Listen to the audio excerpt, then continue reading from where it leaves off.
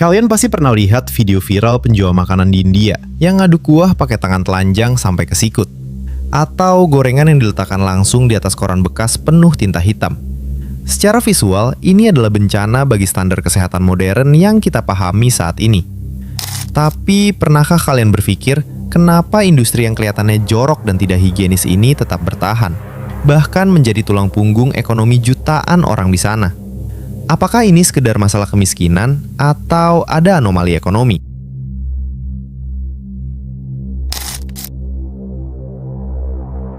India adalah negara dengan populasi raksasa yang memiliki tantangan distribusi pangan yang sangat kompleks di tingkat akar rumput.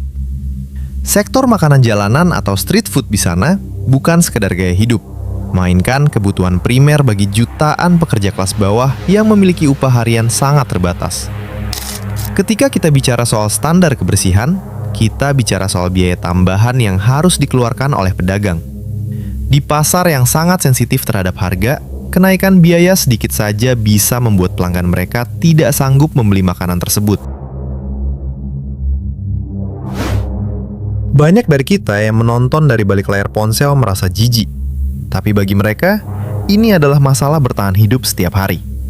Ada sebuah ekosistem ekonomi yang memaksa para pedagang ini mengabaikan protokol sanitasi demi menjaga harga tetap berada di level terendah.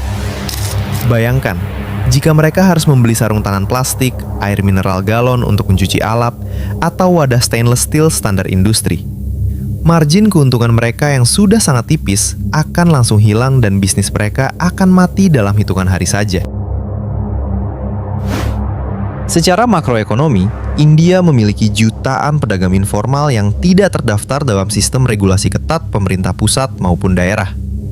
Ketidakmampuan pemerintah untuk melakukan standarisasi massal menciptakan sebuah area abu-abu, di mana kuantitas jauh lebih diutamakan daripada kualitas. Ini adalah fenomena di mana permintaan pasar terhadap kalori murah jauh lebih besar daripada kesadaran akan kesehatan jangka panjang. Selama orang butuh makan dengan harga beberapa rupiah saja, standar jorok ini akan tetap dianggap sebagai sesuatu yang sangat wajar secara sosial. Selain faktor harga, ada juga masalah infrastruktur dasar yang tidak memadai di banyak kota besar di India saat ini. Akses terhadap air bersih yang mengalir adalah kemewahan yang tidak dimiliki oleh setiap pedagang kaki lima di pinggir jalan Delhi atau Mumbai. Ketika air bersih sulit didapat, mereka terpaksa menggunakan air apa adanya untuk mencuci peralatan makan atau mengolah bahan baku. Ini bukan sepenuhnya pilihan sadar dari pedagang tersebut, melainkan kegagalan sistemik dalam menyediakan fasilitas publik yang menunjang kesehatan masyarakat secara umum. Kita juga harus melihat aspek psikologi konsumen lokal yang sudah terbentuk selama puluhan tahun melalui kebiasaan sehari-hari mereka.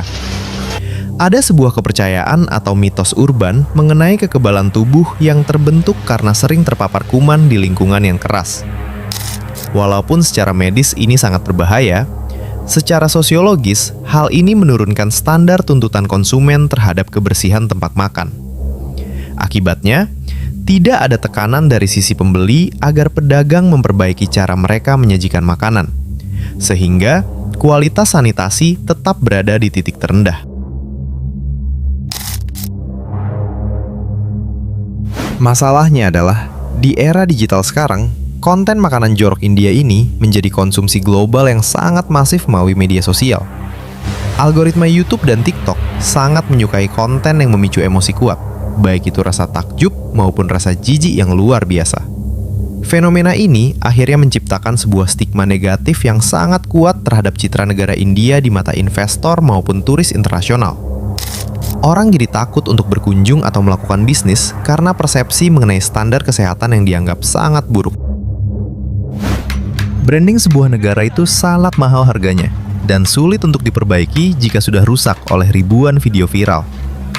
India sedang berusaha keras menjadi kekuatan ekonomi baru dunia. Tapi video orang mengaduk makanan dengan kaki bisa merusak narasi tersebut. Investor luar negeri melihat ini sebagai risiko operasional yang berkaitan dengan kesehatan tenaga kerja dan stabilitas publik secara keseluruhan. Jika masalah mendasar seperti keamanan pangan tidak bisa diselesaikan, maka kepercayaan global terhadap produk ekspor makanan dari negara tersebut juga akan ikut menurun. Banyak konten kreator luar negeri yang sengaja datang ke India hanya untuk mendokumentasikan sisi paling kotor dari kuliner mereka demi views. Ini menciptakan sebuah lingkaran setan di mana kemiskinan dan rendahnya standar sanitasi dieksploitasi untuk kepentingan hiburan digital orang barat. Secara etis, ini sangat dipertanyakan karena tidak memberikan solusi, melainkan hanya mempermalukan budaya kuliner setempat yang sebenarnya sangat kaya. Namun, dari sudut pandang ekonomi konten, ini adalah komoditas yang sangat laku karena memiliki nilai kejutan yang sangat tinggi. Upaya pemerintah India melalui lembaga FSSAI sebenarnya sudah mulai memperketat aturan. Namun, implementasinya di lapangan masih menghadapi tembok yang sangat besar. Mengatur jutaan pedagang kecil yang berpindah-pindah tempat setiap hari hampir merupakan misi yang mustahil dilakukan tanpa bantuan teknologi pemantauan yang canggih. Tanpa adanya sanksi yang tegas atau insentif bagi mereka yang bersih, perubahan perilaku tidak akan pernah terjadi secara masif. Ini adalah tantangan besar bagi narasi kemajuan yang ingin dibangun oleh pemerintah India di panggung internasional saat ini. Mari kita bedah kenapa konten ini terus seliweran di timeline kalian setiap hari tanpa henti, meskipun kalian merasa jijik. Konten makanan jorok memiliki apa yang kita sebut sebagai high retention rate, karena penonton penasaran dengan apa yang terjadi selanjutnya. Rasa penasaran itu muncul dari ketidakpercayaan kita melihat sesuatu yang sangat berbeda dari standar hidup yang kita jalani sekarang. Secara bisnis, kreator konten mendapatkan keuntungan besar dari iklan, karena orang tidak akan skip video yang memicu adrenalin emosional tersebut. Ada aspek ekonomi di mana kemiskinan diubah menjadi sebuah tontonan menarik bagi masyarakat kelas menengah dan atas di seluruh dunia.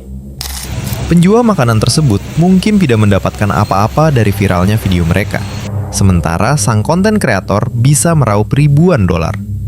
Ini adalah bentuk eksploitasi digital yang seringkali tidak disadari oleh para penonton yang hanya sekedar ingin memberikan komentar negatif. Fenomena ini menunjukkan bahwa dalam ekonomi perhatian, hal-hal yang kontroversial dan menjijikan memiliki nilai tukar yang jauh lebih tinggi. Jika kita lihat dari sisi algoritma, kata kunci yang berkaitan dengan Indian street food memiliki volume pencarian yang sangat konsisten tinggi. Ini membuat banyak orang berlomba-lomba membuat konten serupa dengan sudut pandang yang semakin ekstrim untuk menarik perhatian penonton baru. Akibatnya, yang kita lihat hanyalah sisi buruknya saja. Sementara makanan India yang bersih dan berstandar tinggi tidak mendapatkan porsi perhatian. Inilah bias informasi yang diciptakan oleh platform digital yang hanya memprioritaskan keterlibatan pengguna daripada edukasi yang berimbang. Kalian harus sadar bahwa setiap kali kalian menonton, memberikan komentar, atau membagikan video tersebut, kalian sedang mendukung ekosistem konten ini. Secara tidak langsung, kalian memberikan insentif ekonomi bagi orang-orang untuk terus merekam dan menyebarkan sisi gelap dari sanitasi di India. Ini adalah contoh nyata bagaimana pasar digital bisa mendistorsi realita lapangan demi mengejar angka pertumbuhan statistik semata. Bisnis konten seperti ini akan terus ada selama kita sebagai penonton masih memberikan perhatian pada hal-hal yang bersifat sensasional dan negatif. Apa yang bisa kita pelajari dari fenomena ini untuk konteks bisnis dan UMKM yang ada di negara kita sendiri? Kita harus paham bahwa standar kualitas adalah sebuah investasi jangka panjang yang akan menentukan keberlanjutan sebuah bisnis di masa depan. Meskipun di awal terasa berat karena biaya yang mahal, kebersihan adalah nilai jual utama yang akan membangun kepercayaan pelanggan. Bisnis yang hanya mengandalkan harga murah tanpa mempedulikan kesehatan konsumen tidak akan pernah bisa naik kelas menjadi bisnis yang profesional.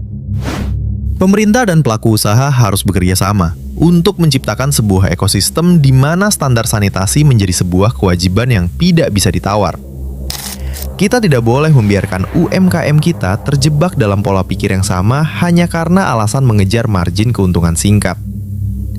Edukasi mengenai keamanan pangan harus diberikan sejak dini kepada para pengusaha kecil agar mereka mengerti dampak hukum dan sosial dari perbuatan mereka.